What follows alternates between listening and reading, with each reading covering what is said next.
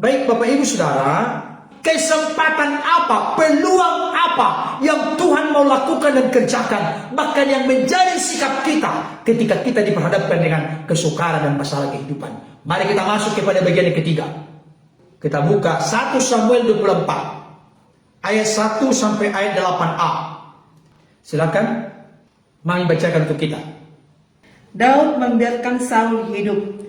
Daud pergi dari sana, lalu tinggal di kubu-kubu gunung di En-Gedi. Ketika Saul pulang sesudah memburu orang Filistin itu, diberitahukanlah kepadanya demikian.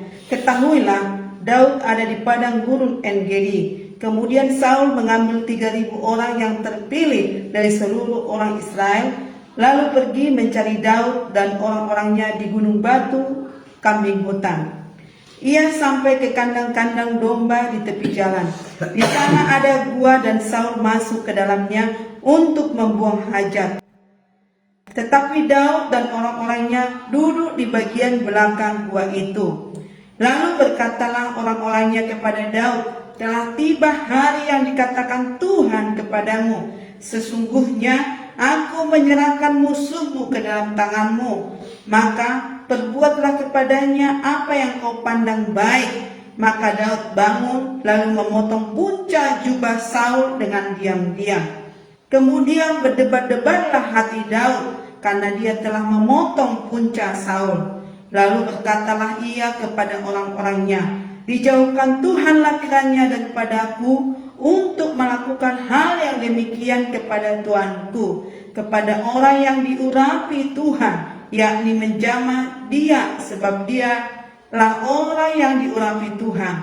Dan Daud mencegah orang-orangnya dengan perkataan itu. Dia tidak mengizinkan mereka bangkit menyerang Saul. Amin. Bapak Ibu Saudara telah mengikuti bacaannya. Kalau saya buat judul rupa-rupa kesempatan di balik kesukaran, apakah Bapak Ibu Saudara sudah mulai mendapatkan gambaran apa yang kita dapat terkait dengan peristiwa Daud? Daud sedang dikejar-kejar oleh Raja Saul karena Saul iri hati kepada Daud. Perhatikan baik Bapak Saudara, supaya kita tahu konteks cerita saat itu. Daud sedang terancam hidupnya. Daud sedang gawat hidupnya. Kenapa? Karena orang yang mencari dia adalah raja di Israel, yaitu Raja Saul. Dan bukan hanya itu, dalam bacaan ini disebutkan bahwa Saul itu mencari Daud kemana-mana, sampai kepada tempat ternak pun dicari.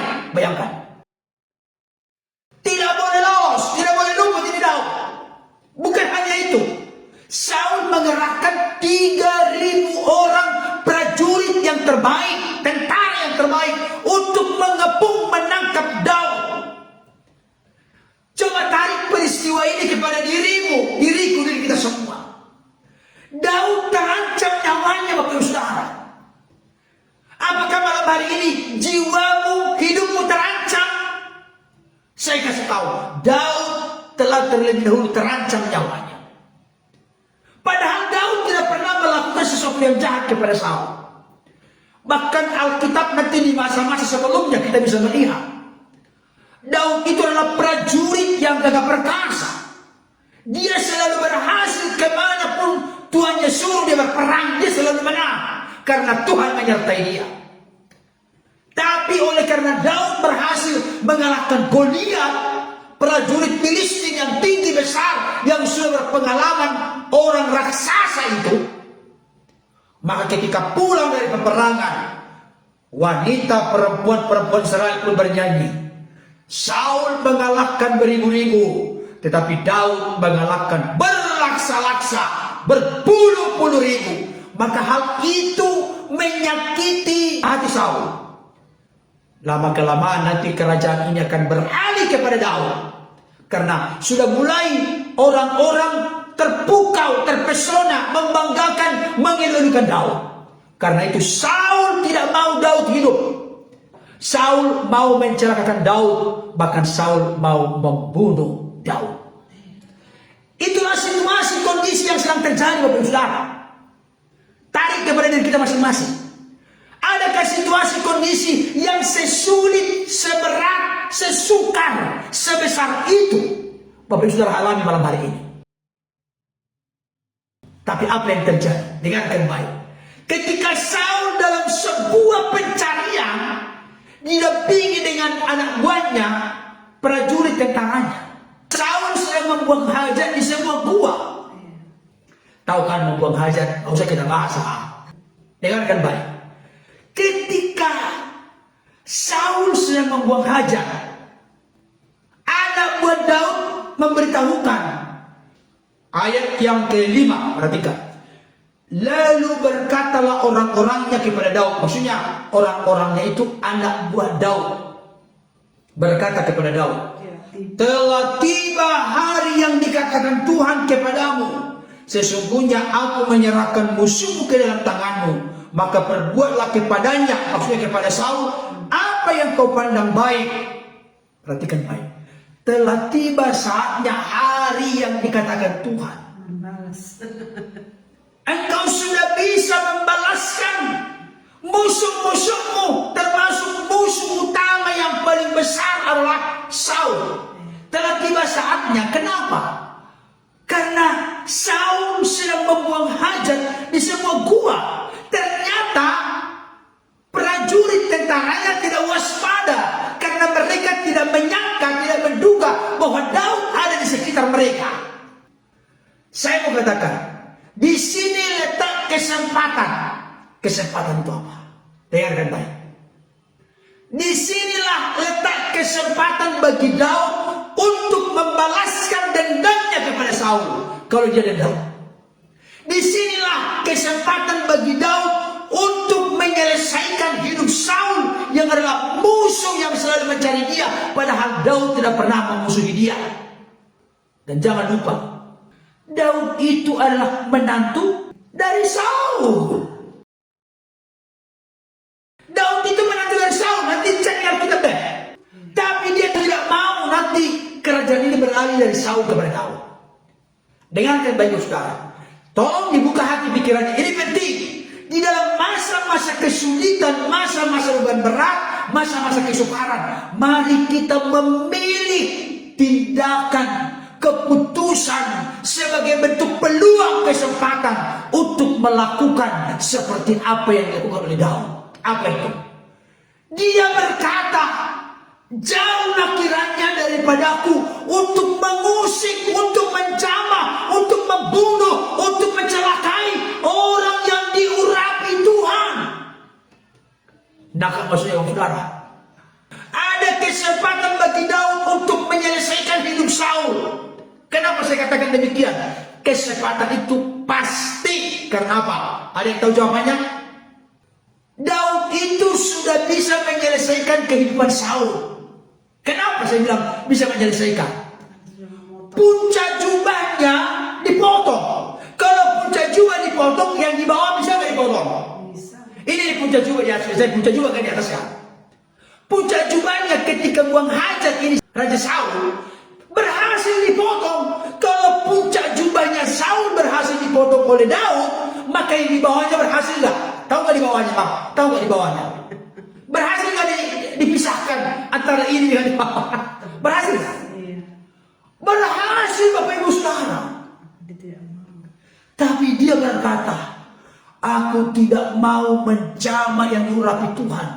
Bahkan ketika Daud memotong puncak jubahnya, hati Daud berdebar-debar.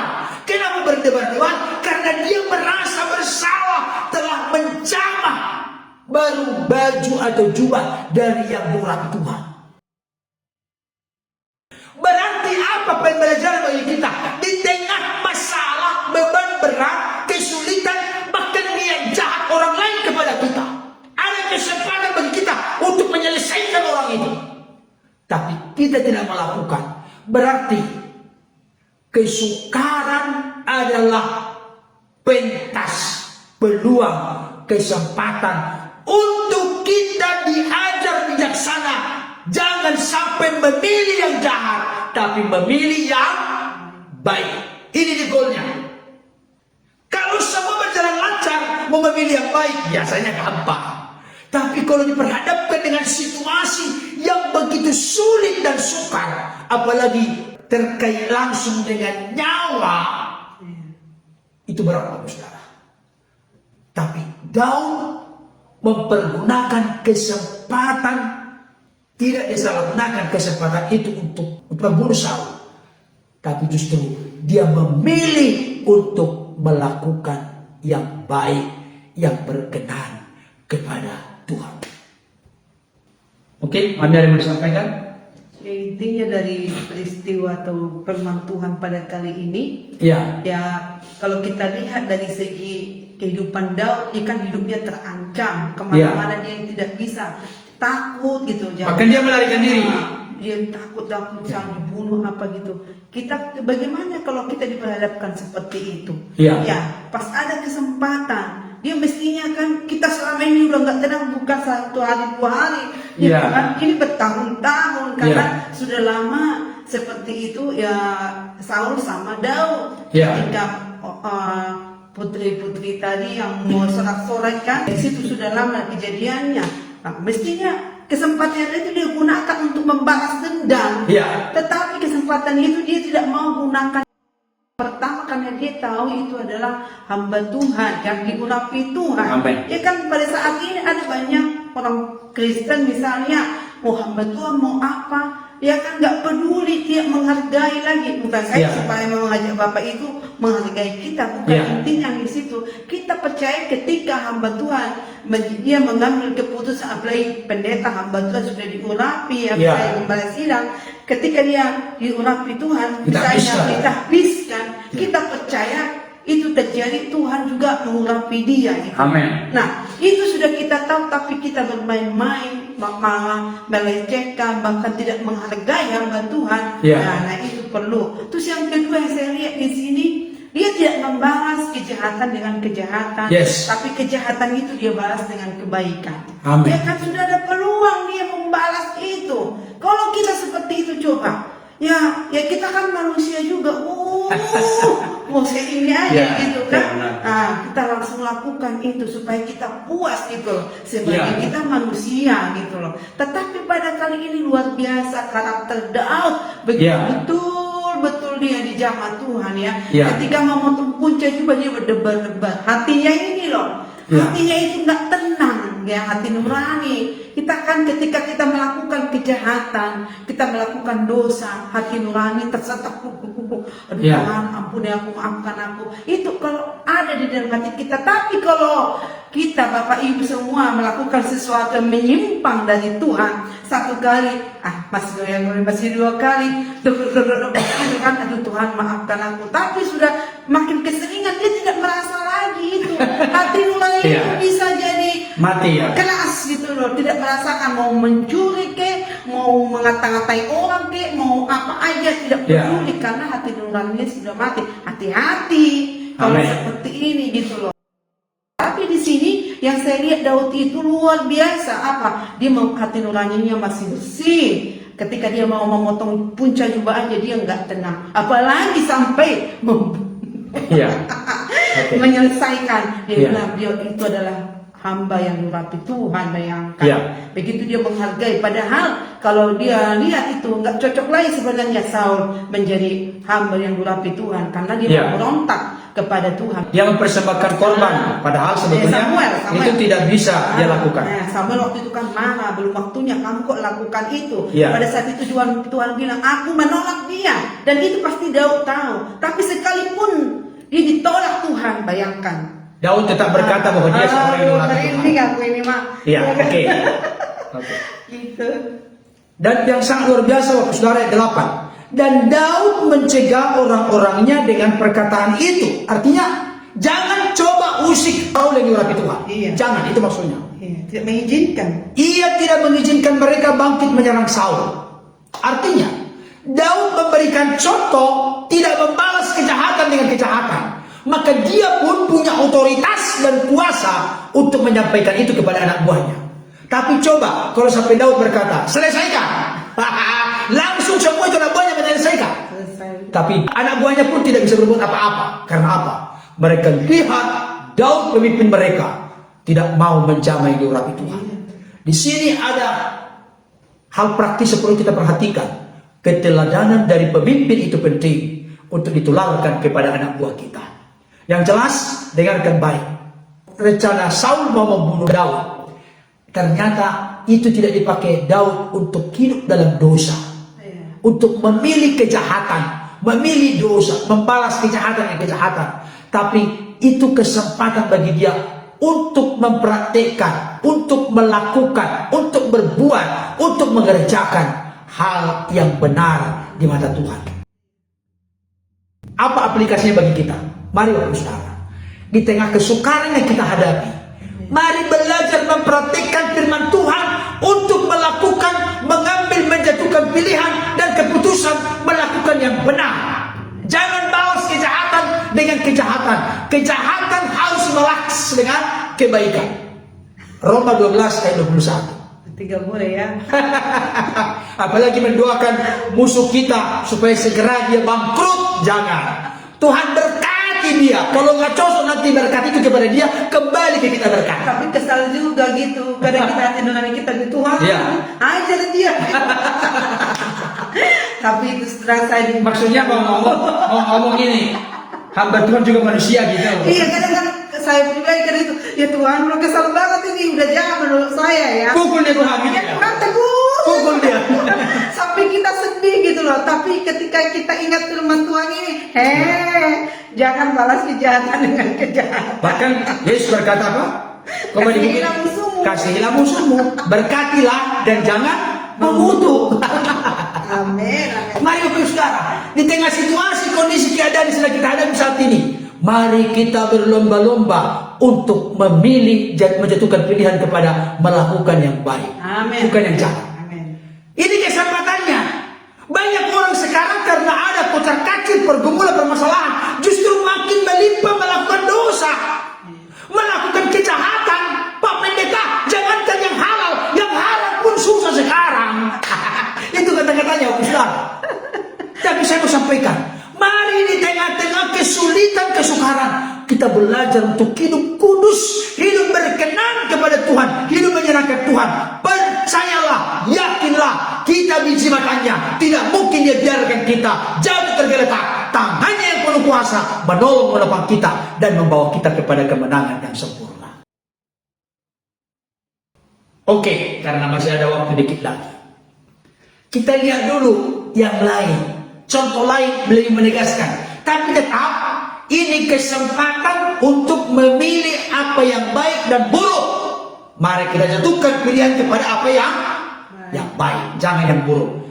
Kita buka dulu Kejadian pasal 39. Ini kisah yang sangat terkenal.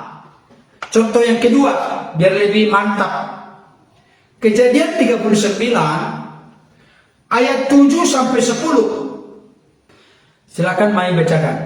Selang beberapa waktu istri tuannya memandang Yusuf dengan berahi, lalu katanya, marilah tidur dengan aku. Tetapi Yusuf menolak dan berkata kepada istri tuannya itu, dengan bantuan tuanku itu tidak lagi mengatur apa yang ada di rumah ini, dan dia telah menyerahkan segala miliknya pada kekuasaanku. Bahkan di rumah ini ia tidak lebih besar kuasanya daripadaku, dan tiada yang tidak diserahkannya kepadaku selain daripada engkau, sebab engkau istrinya. Bagaimanakah mungkin aku melakukan kejahatan yang besar ini dan berbuat dosa terhadap Allah? Ayat 10. Walaupun dari hari ke hari perempuan itu membujuk Yusuf, Yusuf tidak mendengarkan bujukannya itu untuk tidur di sisinya dan bersetubuh dengan dia. Dah. Ada yang sudah bisa kasih komentar? Kesukaran dari Yusuf di sini apa? Ada seorang istri Potifar yang hari lepas hari merayu dan menggoda dia supaya melakukan hal yang tidak pantas dilakukan hanya oleh suami istri. Istri Potifar begitu tergoda dengan kegantengan dari seorang Yusuf, sehingga istri Potifar merancangkan sesuatu yang jahat kepada Yusuf. Dan Yusuf dirayu tiap hari. Ini tantangan Bapak Saudara. Jangan pikir ini masalah main-main Bapak Saudara. Saya berdoa Bapak-Bapak pada malam hari ini menonton ini, jangan sampai langsung bernyanyi. Kaulah segalanya, aku berserah. Jangan. Kalau berserah kepada Tuhan iya. Kaulah segalanya Tuhan iya. Jangan bilang kaulah segalanya kepada yang lain. Kalau istri ngomong kepada suami kaulah segalanya, selain Tuhan maksudnya, bagus itu. Tapi kalau istri ngomong kepada laki-laki lain selain suaminya, kaulah segalanya, repot kita Bapak Saudara.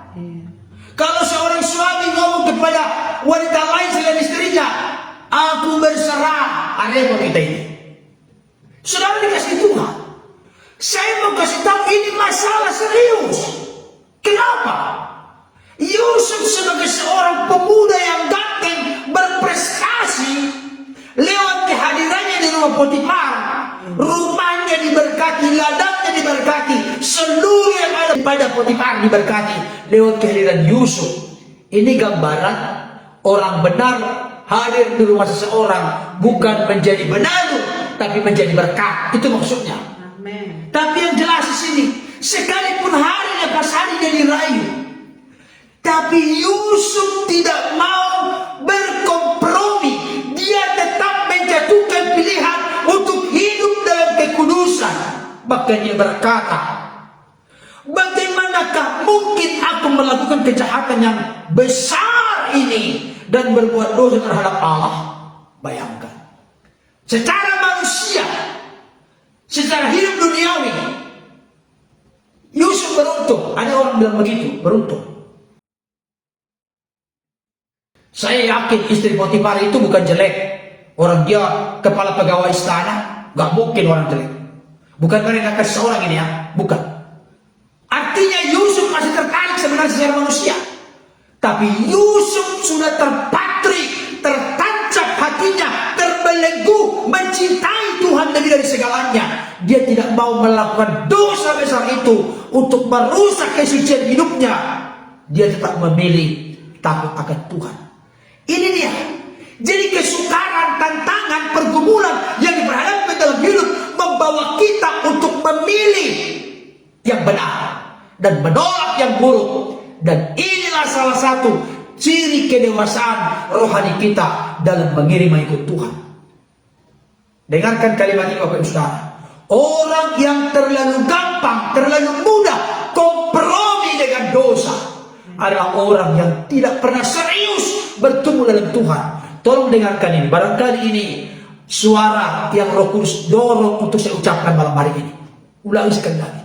Orang yang suka berkompromi dengan dosa, orang yang suka berkata nggak apa-apalah, aku lakukan ini besok atau nanti minta maaf, mohon ampun kepada Tuhan. Bukankah Tuhan panjang sabar, berlimpah kasih setia, penuh dengan kemurahan, dia pasti mengampuni saya, nggak apa-apa aku lakukan. No, jangan. Ini artinya kita sedang mempermainkan Tuhan. Tapi marilah kita seperti Yusuf. Dia tegas.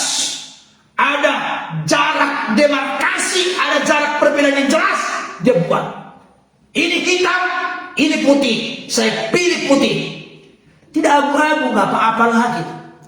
Padahal istri Potifar sudah mengatur sedemikian rupa. Tidak akan ketahuan. Karena seluruh pegawai rumahnya disuruh kemana-mana. Supaya jangan sampai ada yang ngerecokin mereka. Niat jahat istri Potifar sudah membara Bapak Saudara. Dan ternyata ketika semua pegawainya sudah disuruh kemana-mana. Mungkin ada yang beli garam ke Surakarta, ada yang mau beli kemana-mana gitu, pokoknya jauh-jauh lah, jangan cepat-cepat pulang. Atau mungkin diungsikan ke sebuah tempat, saya tidak tahu persisnya. Tapi yang jelas tetap dikatakan di seluruh karyawannya tidak ada yang dekat-dekat dengan dia. Supaya dia bebas leluasa melakukan dosa bersama dengan Yusuf. Akhirnya dirayulah yang terakhir. Setelah dirayu yang terakhir, Yusuf tetap tidak bergeming, hitam-hitam, putih-putih, sampai direnggut oleh istri Potifar bajunya. Maka karena Yusuf berkata tidak, dia lari dengan keras sampai bajunya tertinggal di tangan istri Potifar. Dan inilah nanti yang dipakai oleh istri Potifar untuk memfitnah Yusuf. Kata memfitnah, fitnah itu lebih kejam dari pembunuhan katanya. Memfitnah artinya menuduhkan sesuatu kepada orang lain yang mana orang itu tidak pernah melakukannya. Istri Potifar pun menuduh, memfitnah Yusuf. Akhirnya apa yang terjadi? Dengarkan baik. Kadang-kala Bapak Ibu Saudara, ketika kita memilih yang benar, ketika kita memilih kekudusan, ketika kita memilih berkomitmen untuk hidup akan Tuhan, seringkali kita justru mendapatkan sesuatu yang kelihatannya, Tuhan kok begini upahnya, kok begini. Yusuf menjaga kekudusan, tapi akhirnya istri Potifar memfitnah dia dan dia dimasukkan ke dalam penjara. Perhatikan baik. Apa salahnya Yusuf? Gak ada. Gak ada. Tapi saya mau kasih tahu saudara, kalau kita berada di pihak yang benar, hanya menunggu waktu, Tuhan pasti menyatakan jalannya, menyatakan perbuatannya. Nanti akhirnya, saudaraku, raja bermimpi, tidak ada yang bisa mengartikan. Maka juru minuman pun menjelaskan, Tuanku, mohon maaf aku lupa memberitahukan bahwa ternyata di penjara ada seorang bernama Yusuf yang mengartikan mimpiku sesuai dengan apa yang diartikan itu yang terjadi. Ku alami, aku diangkat kembali menjadi juru minuman. Oleh sebab itu, raja pun berkata, panggil dia, mandikan dia, pakai pakaian yang terbaik, suruh menghadap saya. Disuruhlah menghadap. Raja yang tidak mengerti, tidak ada pun seorang ahli-ahli di Mesir saat itu yang bisa mengartikan mimpinya. Maka Yusuf pun dipanggil. Tuhan singkapkan mimpi melalui mulut Yusuf, dijelaskan mimpi raja. Setelah itu apa? Raja berkata, tidak ada seorang pun yang demikian berakal budi, yang demikian berhikmat di seluruh Mesir kecuali engkau Yusuf. Oleh karena itu mulai saat ini aku mengangkat engkau menjadi penguasa di Mesir, menjadi perdana menteri, menjalankan roda pemerintahan. Hanya tahta ini perbedaan antara aku dengan engkau. Amin. Dengarkan baik saudara. Orang yang berkomitmen dengan Tuhan, orang yang memilih takut akan Tuhan, orang yang memilih kebenaran, orang yang selalu berpihak kepada Tuhan, orang itu mungkin Tuhan izinkan mengalami proses yang merendahkan dalam hidupnya. Tapi saya kasih tahu, itu proses untuk mempersiapkan dia naik dan naik dan naik. Kenapa Tuhan memanggil kita bukan menjadi ekor tapi kepala, bukan turun tapi naik. Indah luar biasa firman Tuhan. Kesukaran, masalah apapun bentuknya adalah kesempatan. Katakan, kesukaran adalah kesempatan. Tulis, buat itu di statusmu. Kesukaran adalah kesempatan.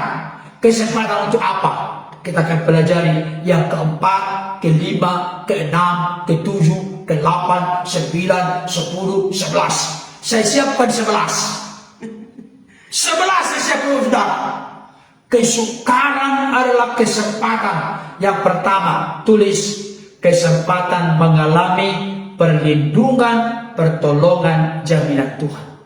Yang kedua, kesukaran adalah kesempatan mengalami mujizat Tuhan.